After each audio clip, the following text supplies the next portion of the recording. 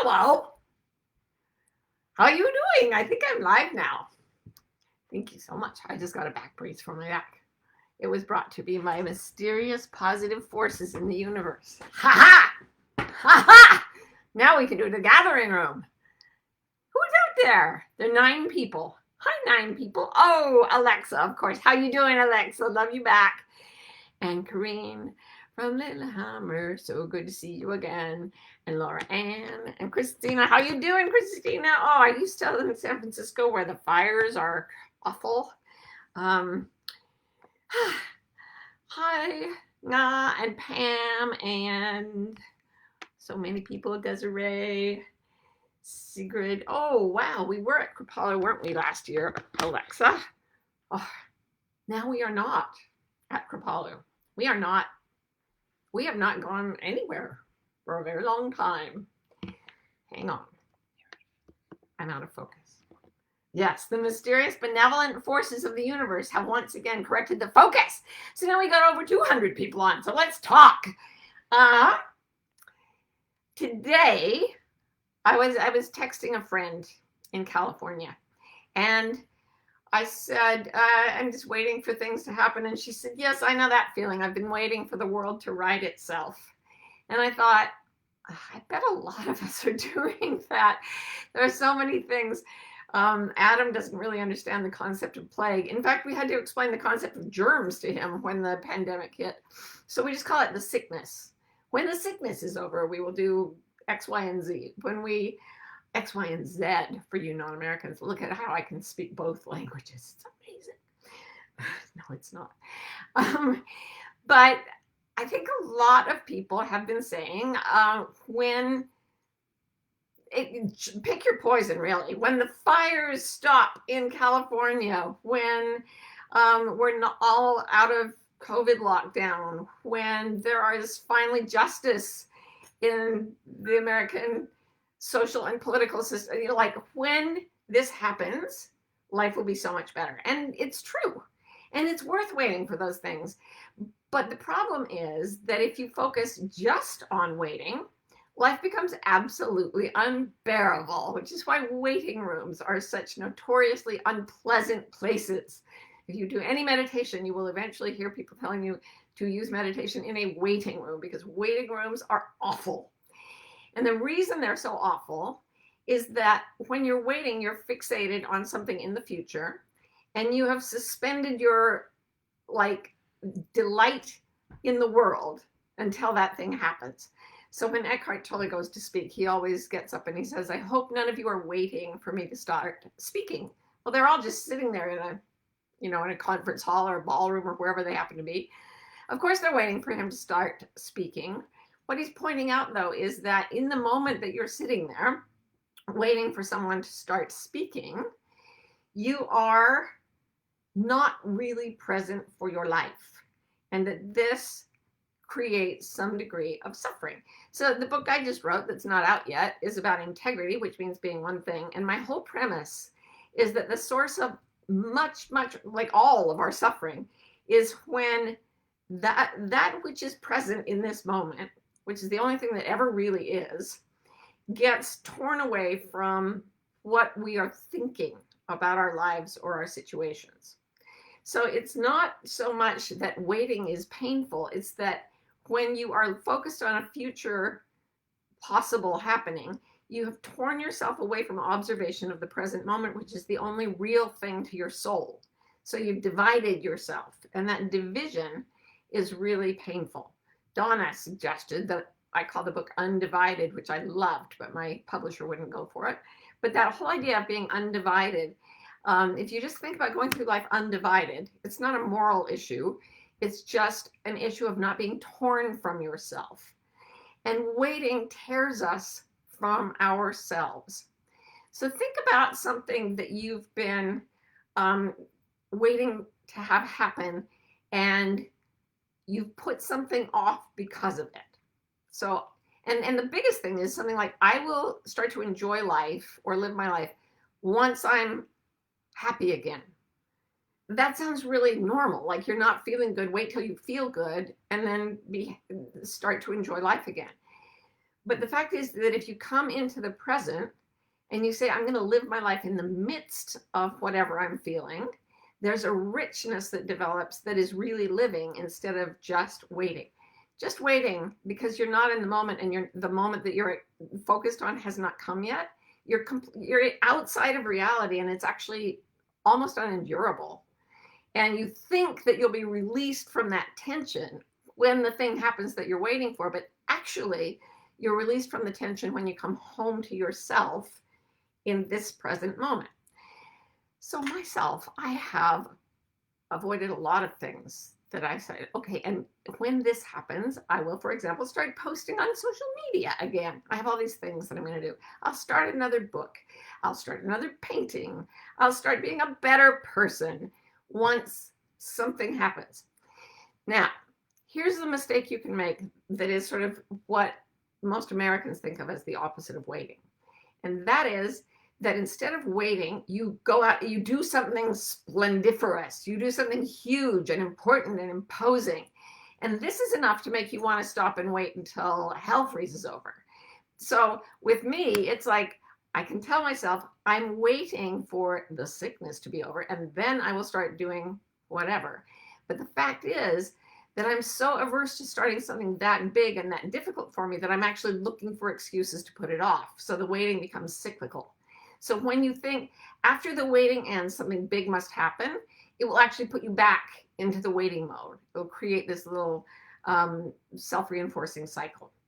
So here's the way out of this, you guys, and it's the way to start living, even though there are so many things that are sort of on hold. We're in this liminal phase where we were all like caught in the middle of sort of stop action photography when the pandemic hit. It's just like, everything stopped, and we're like, all right, where do we actually come down? What will we actually be doing for a living? Where will we travel? Whom will we visit once we're allowed to again? That's just one example of waiting for something. So the way to come back home to yourself in such a situation is to remember that all action is preceded by two phases. So there are people who, there's something called the trans-theoretical model of action. And what it says is that we never actually do anything useful that is big and that is sudden.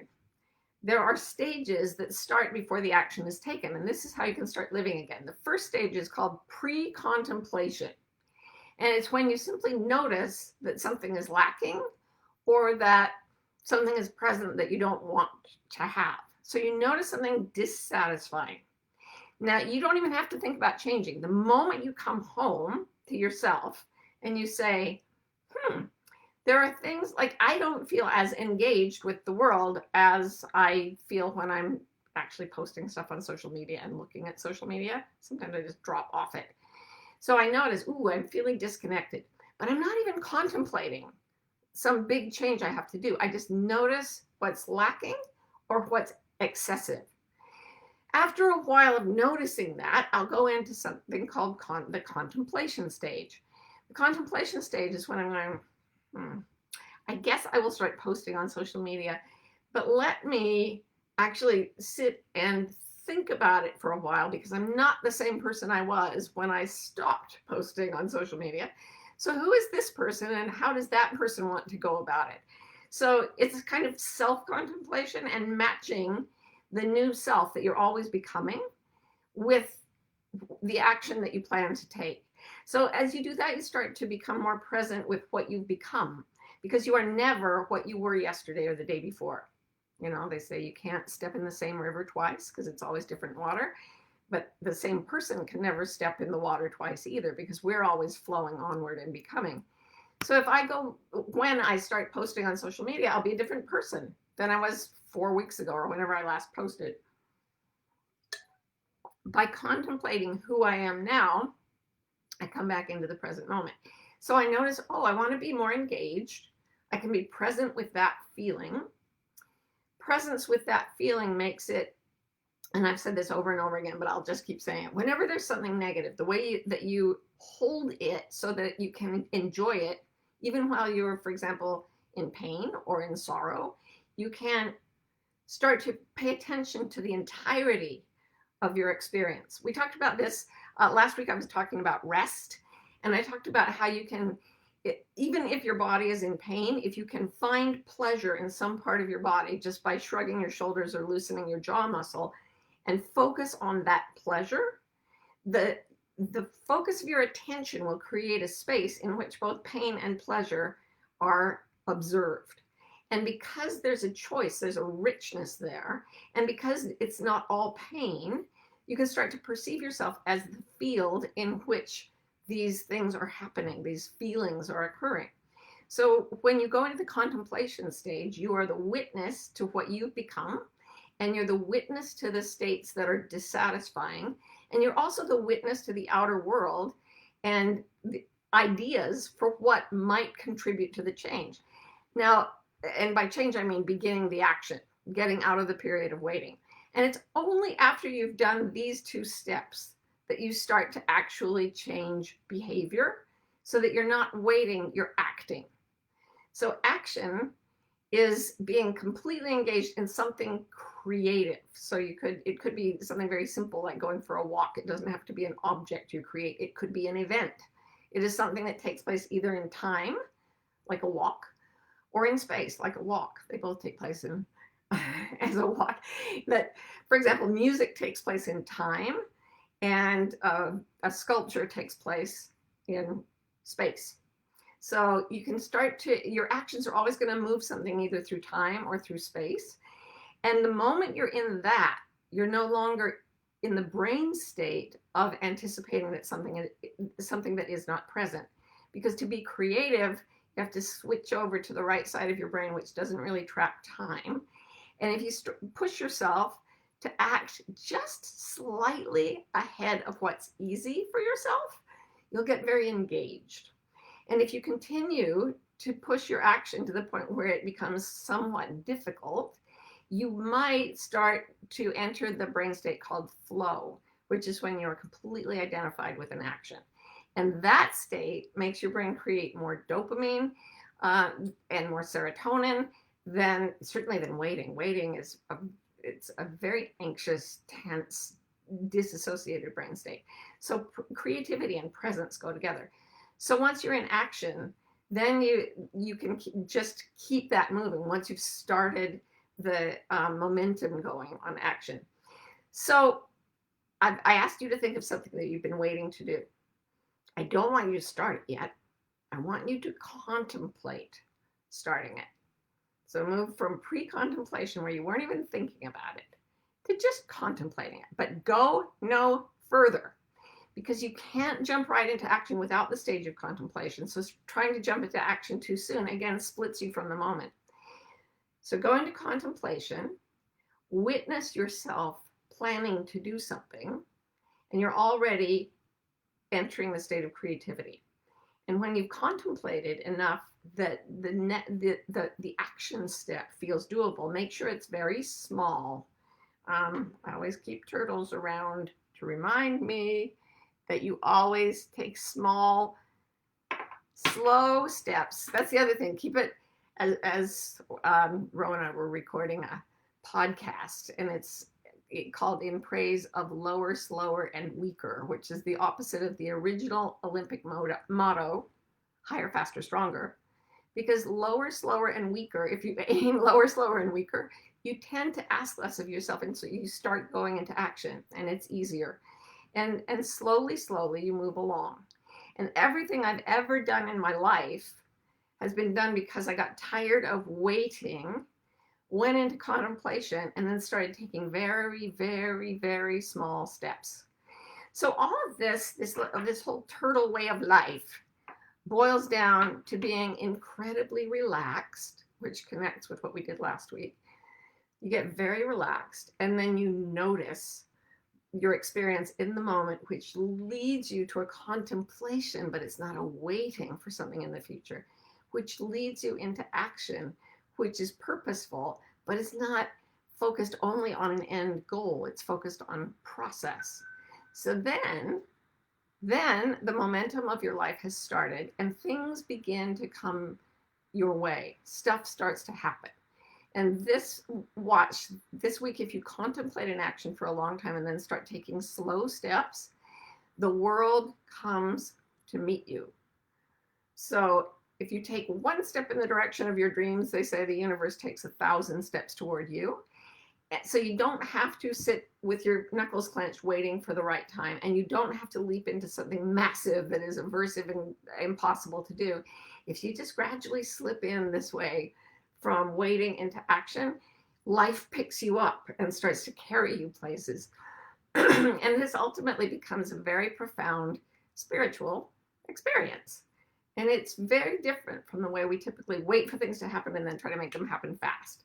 So I hope this is useful, and I was also hoping to get some questions from you that would allow us to have an interesting conversation. So let's look at the comments here. Oh, Marcia says, this is funny. Earlier this week, I was wondering if I should continue studying for my financial exam, seeing that we may enter a depression soon. That's a really interesting example of the contemplation phase. You observe something, you got a piece of news, there may be a depression soon. And instead of going, oh my God, I hope the depression doesn't last long, I'm going to wait till then, you immediately started contemplating a response. And now if you continue to contemplate it and it's the right thing to do, you'll find yourself sliding into action. And it is a kind of sliding sensation. It's not pushing. And in this way, the force that moves all things will move you into your right life. Okay. Donna says, I'm always waiting for my to-do list to be completed so I can just breathe and enjoy. The problem is that the list is never ending. How true that is. And that list, the tyranny of the list, is something really powerful in societies that have written language because we can write things down and then hold them for the future. We actually climb out of present mind and into future mind, and the future is always at the end of something written. The list is something written, and it never, ever, ever ends. So I remember talking to a friend who was dying once, and I said to her, isn't it kind of amazing? You've got one thing left on your to-do list, just one. And she said, because there's only one thing left on my list, which is to die, I'm actually living now. I've stopped waiting to get the list finished. So I'm just, as she said, I'm just with my children, I'm with my animals, I'm with my breath, I'm with the light on the walls. And she said, I'm actually falling in love with everyone and everything because I've stopped working on a list. And how tragic it is that she had to get to that point, but how beautiful it was that she actually dropped the list and embraced her life. Let's do that before we're dying. How about? Okay, Elizabeth says, how can you tell when you're tearing from yourself because you're not present and when you're tearing because you're growing? The tearing of growing always feels like an adventure. It always feels, and there can be real effort to it, but it's a feeling of appetite. When you're growing, there's what Dylan Thomas called it, the force that through the green fuse drives the flower. There's something in us that wants to grow. And so if you're contemplating something and the action comes through and it feels like must do, that's a really divinely inspired action. And you will end up doing things that are hard because of that feeling. You'll end up doing things that if you just relaxed and were present and nothing was pushing through you to grow, you would probably never do anything that hard. When you're doing something that's right for you and you stop doing it because it's too hard, you feel that tearing sensation. I can't be my real, I cannot stop this. I felt that when I tried to stop writing because I thought it was stupid to try to be a writer in this day and age. And it wasn't even this day and age, it was a couple decades ago. But it was hard, and there was nobody wanted me to write. Nobody cared if I wrote a memoir. And so I tried to stop and give up on that dream. And the tearing sensation was horrifying. And I had to start right away again. And then at least I felt that sense of flow. So often it's the growing that pushes the action. And if you try to stop and you feel the terror, you have to keep going. It's an excellent point. Okay. Um, so Linda says, do you feel like there's a risk of falling into martyrdom if you don't move out of waiting? That, Linda, is such an excellent point, because you make yourself, the moment you start to wait, you make yourself a victim of the circumstance that has not happened yet, right? Like, if only this would happen, then I could, is a statement of inability and victimization by the circumstance. And that is you look at anybody who's in a state of martyrdom or narcissism or sociopathy, they always have that story that something's happened to them and they're unable to move forward. So if you feel that way, don't push yourself to act, but start to contemplate more aggressively. Contemplate what you want the environment to look like, and then see how you can work around it or work with it. And as you start to move into the action phase after pre-contemplation and contemplation, the circumstance will begin to seem as if it's helping you. This is the magic that I can't explain, and I can't really describe how it's going to happen for you. When you stop waiting, these little miracles come that urge you forward. And I would love to hear some of the stories that come out of you when you start doing that, because they are, you wouldn't believe them if they didn't happen to you. Okay. Somebody loves turtles. Okay, Brett says, my whole life I've been trained to never surrender ever. In fact, it was ingrained in me, death before surrender. Imagine what I thought when I learned on my journey, what I thought when I learned on my journeys when Jessica said, you need to learn to surrender completely. Pain is one of the most powerful builders of wisdom. That's a really interesting point, Brett. One of the things that is most counterintuitive about the action phase is that it takes place when we surrender, and not when we get strength and we can overmaster our environment.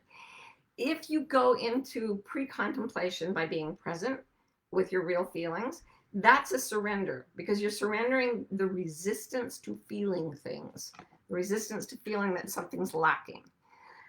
So when you, pre-contemplation in presence is surrender. Then when you say, I'm going to contemplate what I'm doing, it's a surrender to witnessing what's incomplete.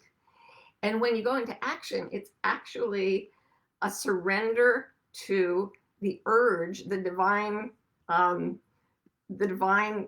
presence that is trying to push you forward.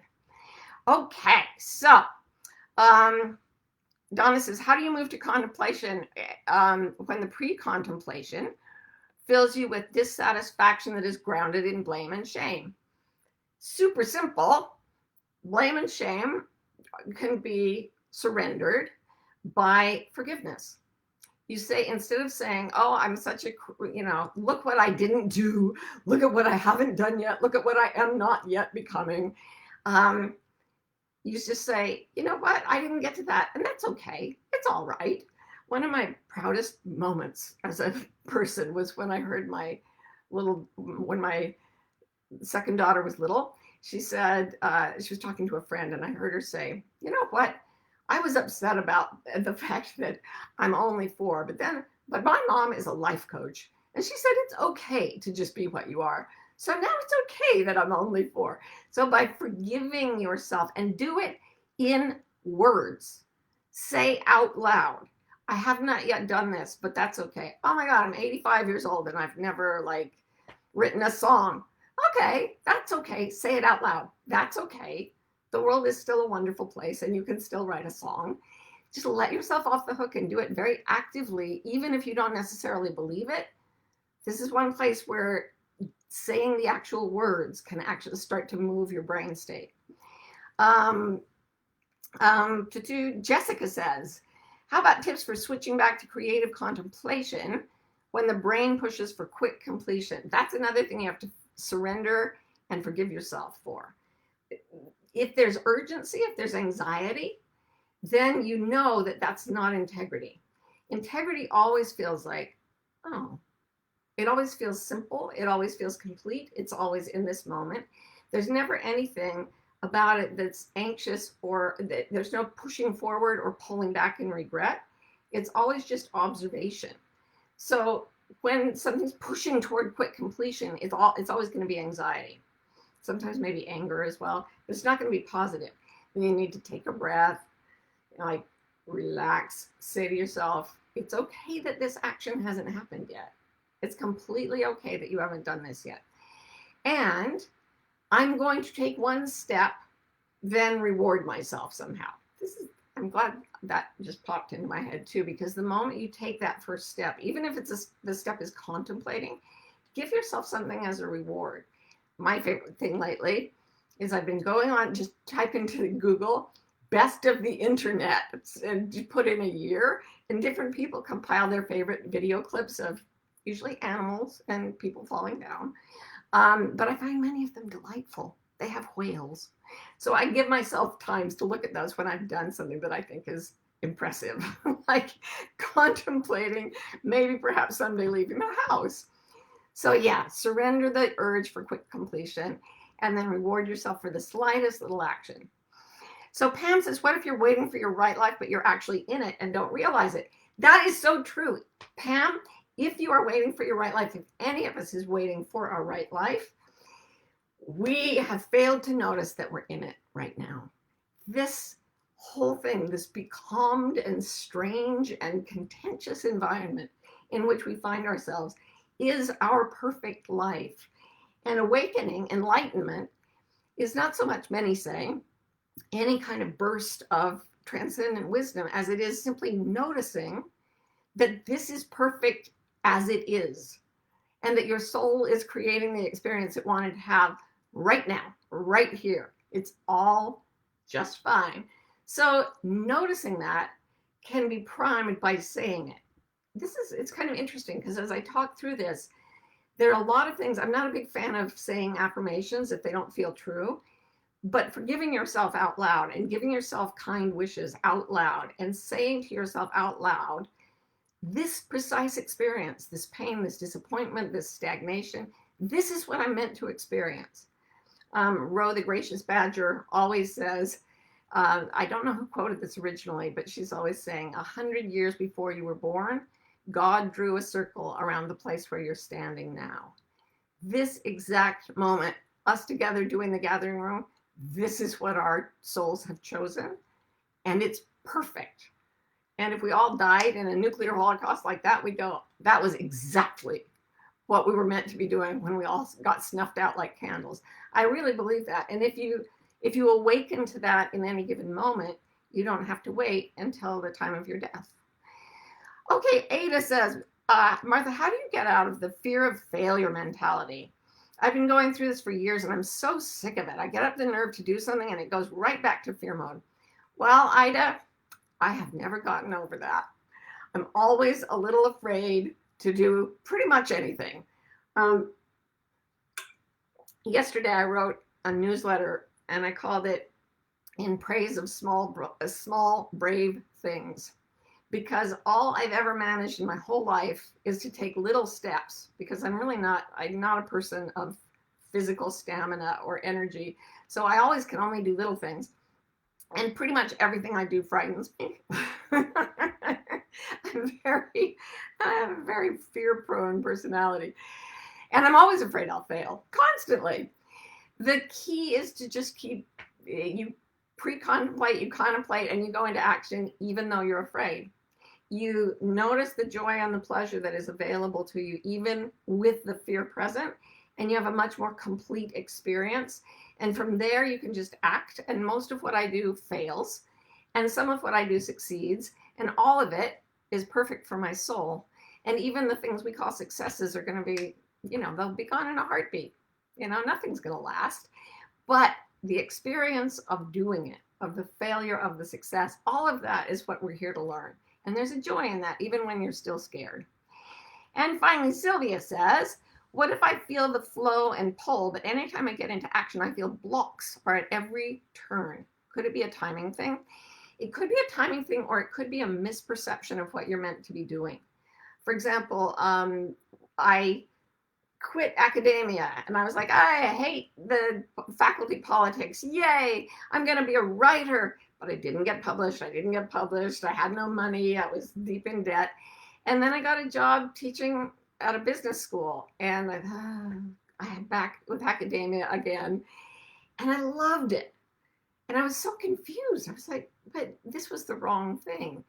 No, because I was teaching at a business school full of wonderful students who were into international travel more than anything. It was an international university or business school. So they ended up pulling me in the direction of life coaching. And if I had succeeded as an author yet, I would not have ever done that. And I wouldn't be sitting here talking to you right now. So the timing was fine. I was meant to start writing when I started writing.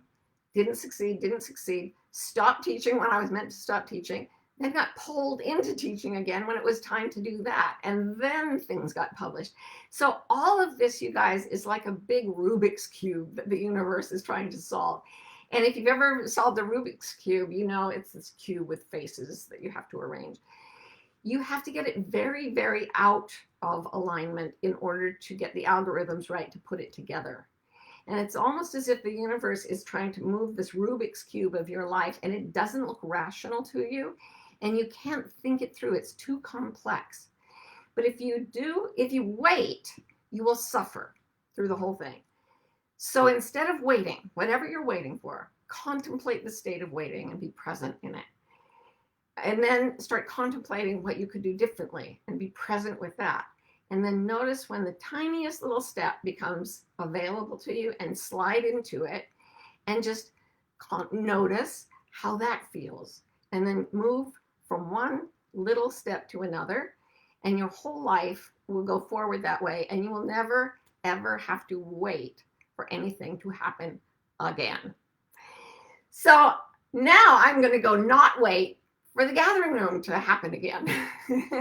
I've kept you a little bit over time. It's so wonderful to see you all, see your beautiful names, your beautiful questions, your beautiful faces.